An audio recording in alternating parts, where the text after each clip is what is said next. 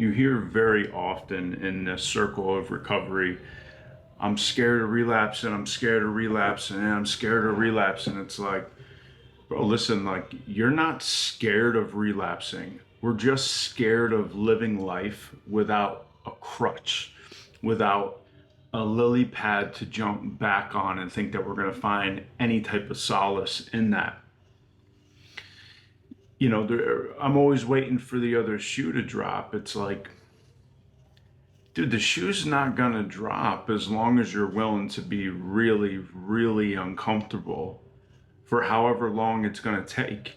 Relapse is inevitable if you're unwilling to be really uncomfortable. You're not scared of relapsing, you're scared of not being able to go back because it's terrifying to move forward and not be able to go back to what is familiar.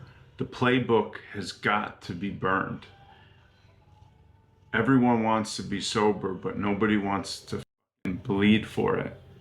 Some days it's gonna feel like you're bleeding out. And the consideration is, are you willing to get up and face life bleeding? Because this whole love and light, spiritual, rah-rah, Disney movie shit, it ain't it. I mean, don't get me wrong, there's Disney movie fluff moments for sure, you know.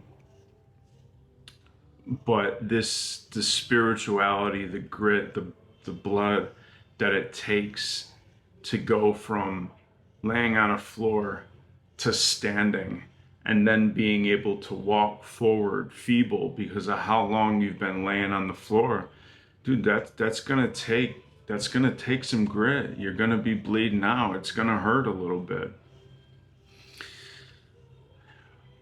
I'm not sure that prayer, God, is a guarantee that it's not gonna hurt. I think it's just a guarantee that it's gonna be okay, that it's gonna hurt, you know? And hurt was never okay with me before. And I think that's the number one change when your sobriety gets solidified, when you feel it kind of lock into place in a way, is it's okay that some days hurt. It's okay with you that life may not look like how you want it to look in every moment. And then even past that, you're willing to surrender how you think it should look because you're so damn grateful to not be laying on a fucking floor anymore. And you realize that you can go forward with your knees shaking, your voice quivering, weak body, and a scared mind, you know?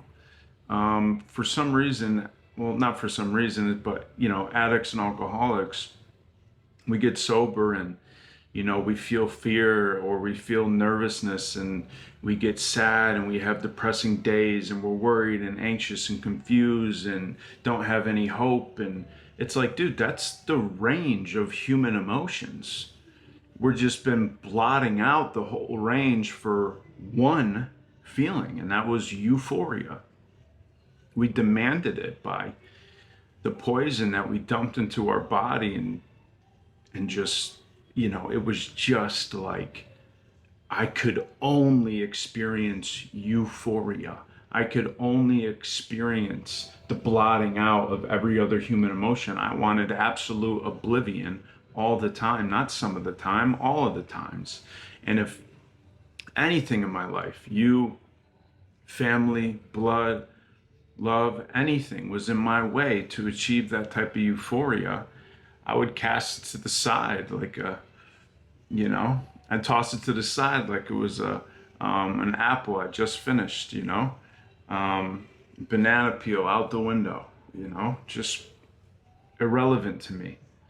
And so once you get sober and you're saying, all right, like, I'm gonna feel the range of human emotions. Shit's gonna be tough. Shit's going to be confusing. I'm going to feel like I'm coming undone. And that's because you are. And it's like, are you willing to sign up for that discomfort? Because if you're not signing up for it, then don't complain when you ain't eating. Everyone wants to eat until it's time to hunt.